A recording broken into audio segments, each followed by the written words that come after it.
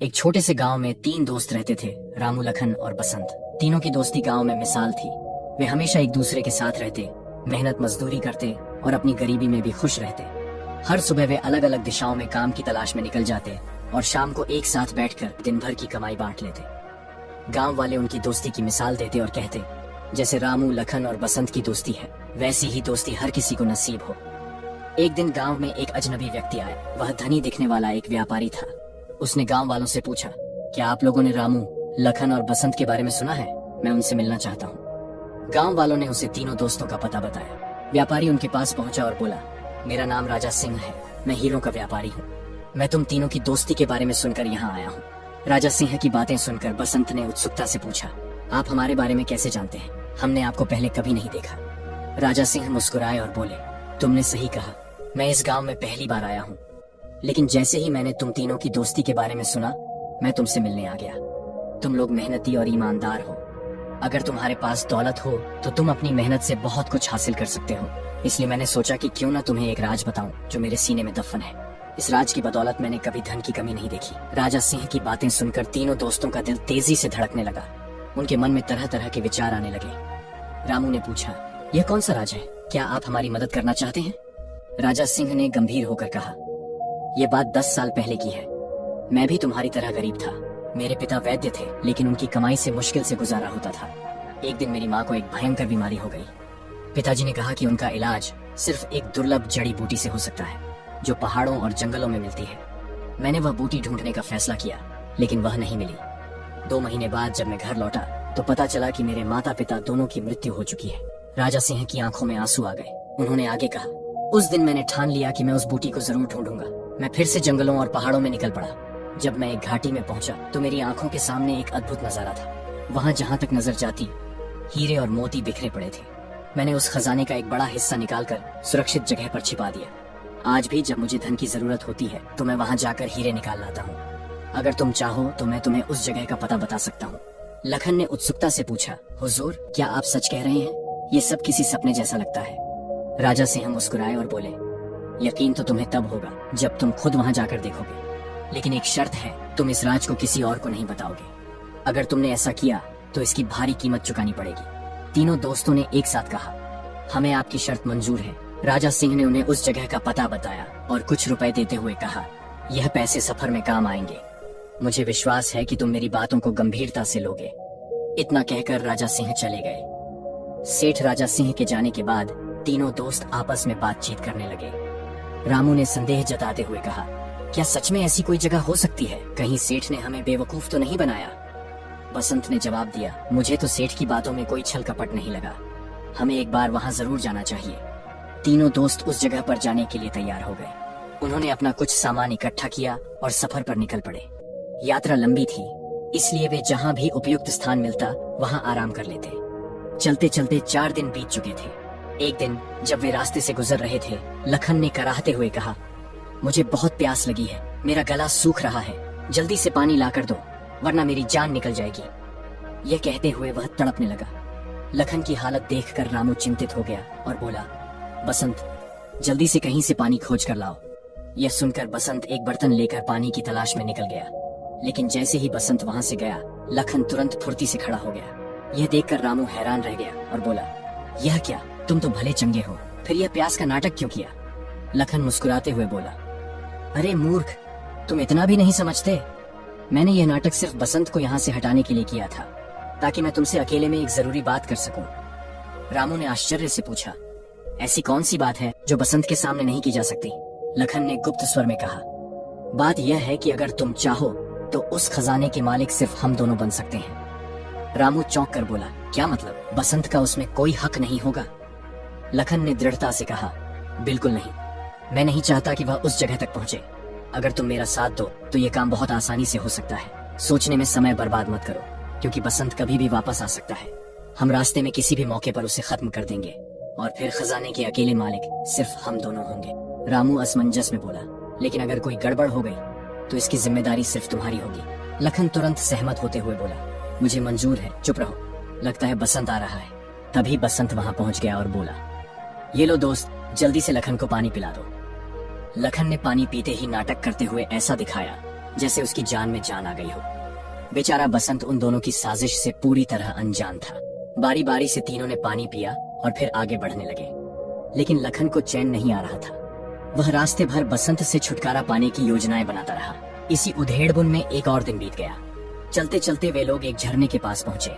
झरना देखकर लखन का मन खुशी से उछल पड़ा। वह सोचने लगा, अगर बसंत को इस झरने के ऊपर से धक्का दे दिया जाए तो उसकी मौत निश्चित है। हाँ, यही सही मौका है। उसने अपने दोनों दोस्तों से कहा, तुम दोनों यहीं रुको, मैं जरा इस पहाड़ी पर चढ़कर आगे का रास्ता देखता हूँ। यह कहकर लखन पहाड़ी पर चढ़ गया।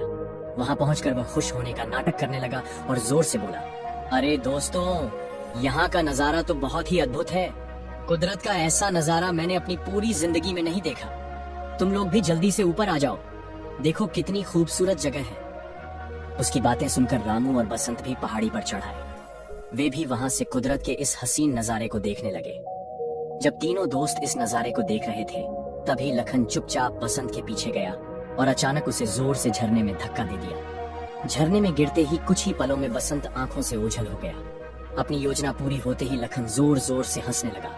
रामू, जो चुपचाप खड़ा यह सब देख रहा था, कुछ पल के लिए डर और सदमे में था, लेकिन फिर उसने भी लखन के साथ जोर जोर से हंसना शुरू कर दिया। इस तरह उन्होंने बसंत को अपने रास्ते से हटा दिया।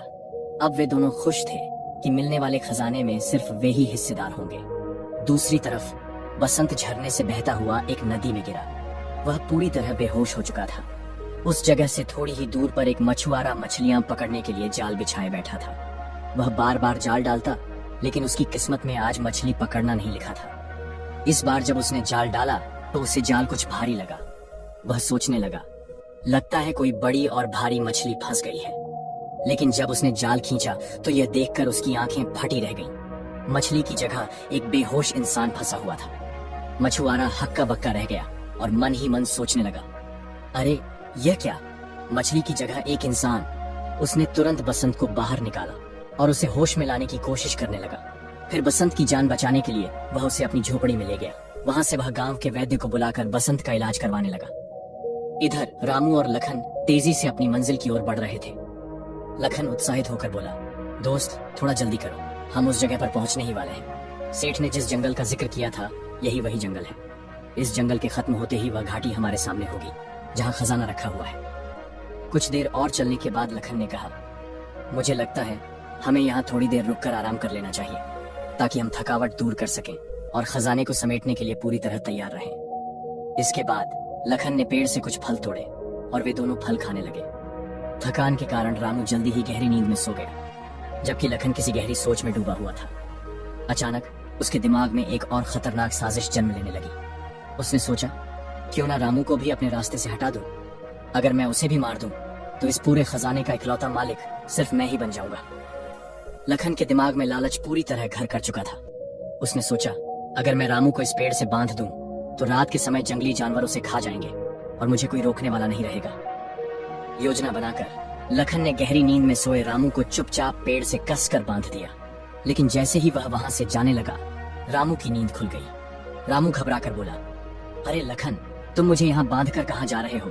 रुको, मुझे यहाँ अकेला मत छोड़ो। लेकिन लखन पर उसकी बातों का कोई असर नहीं हुआ।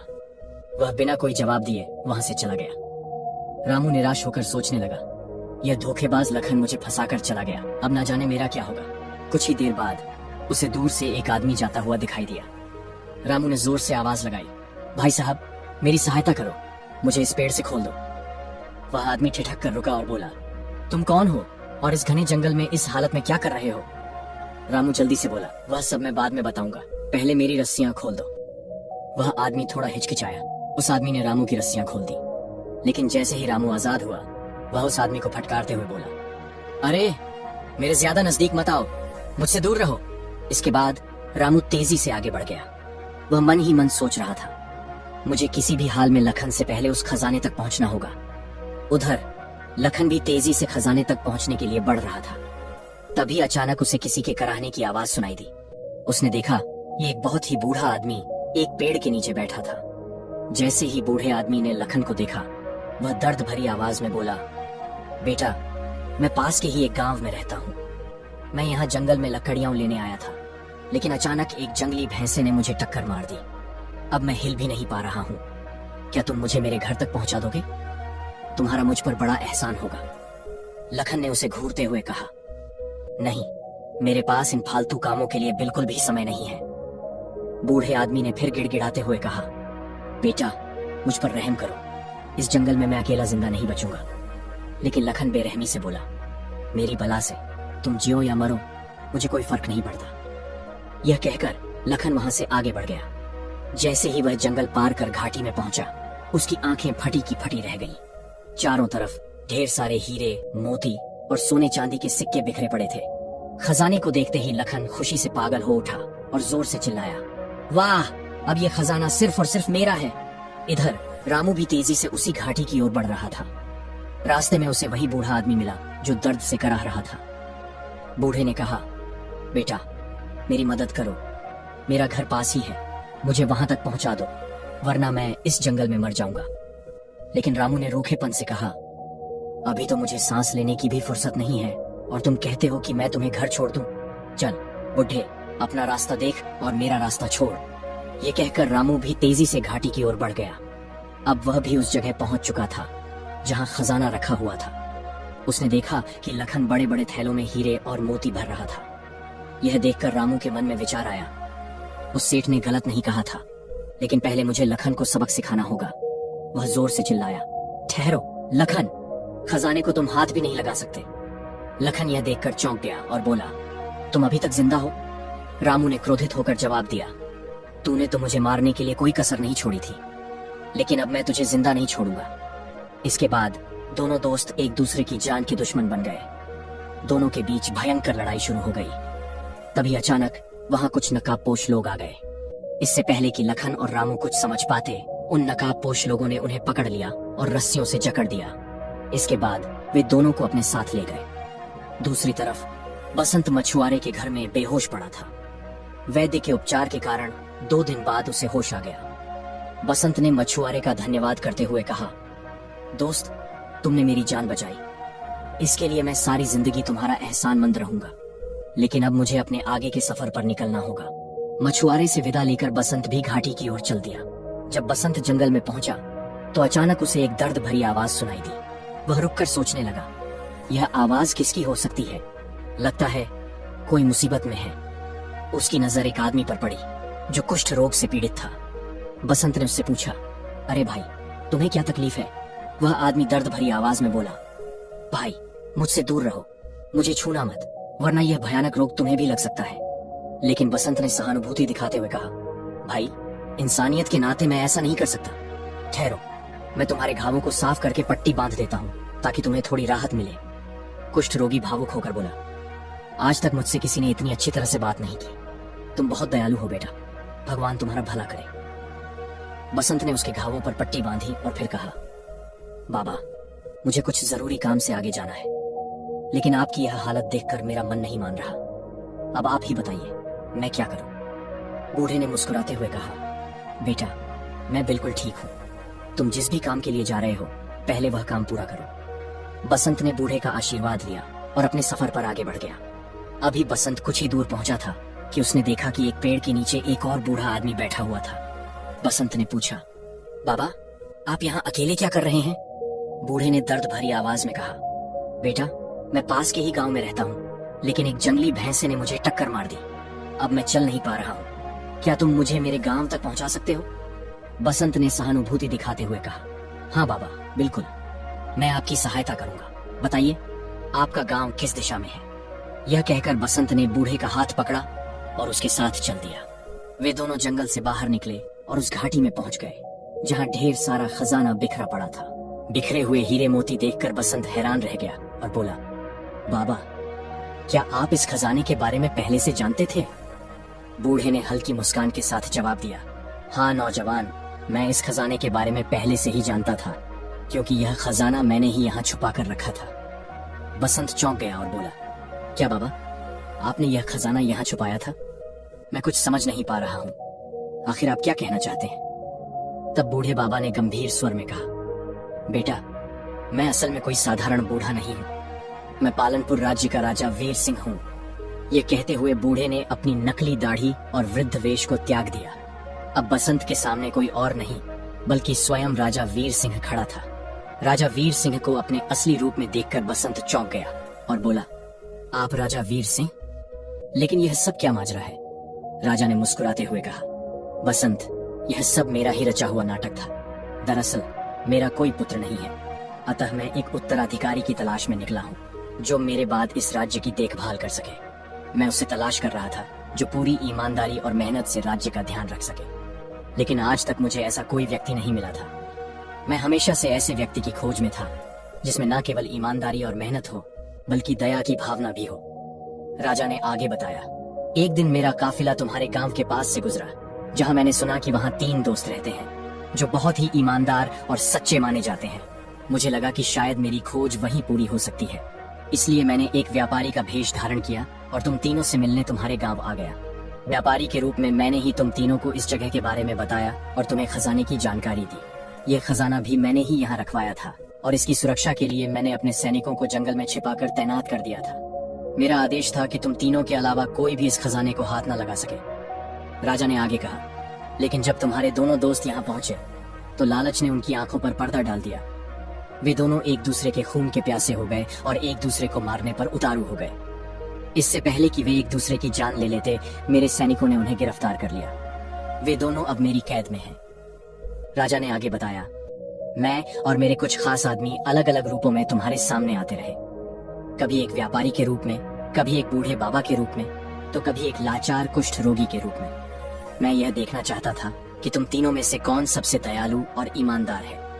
आखिरकार केवल तुम ही मेरी इस परीक्षा में खरे उतरे। तुमने न किसी को धोखा दिया और न ही लालच में पड़े, बल्कि जहां भी जरूरत पड़ी तुमने दूसरों की सहायता की। इसलिए बसंत, आज से मैं तुम्हें अपना उत्तराधिकारी नियुक्त करता हूँ। अब से मेरे राज्य की पूरी जिम्मेदारी तुम्हारी होगी। यह सुनकर बसंत हैरान भी था और खुश भी।